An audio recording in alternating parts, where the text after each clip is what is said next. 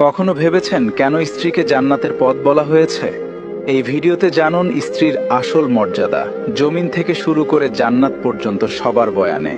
জমিন বলেছে স্ত্রী হলো সেই যে প্রতিটি স্বামীর মুকুট আর স্বামী তার মাথার তাজ। সমুদ্র বলেছে স্ত্রী হলো সেই যে তার স্বামীর প্রতিটি দুঃখ নীরবে সহ্য করে নেয়।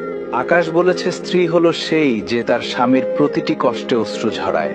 দোয়া বলেছে স্ত্রী হলো সেই যে তার গুনাহগার স্বামীর রুজির বরকতের কারণ হয়।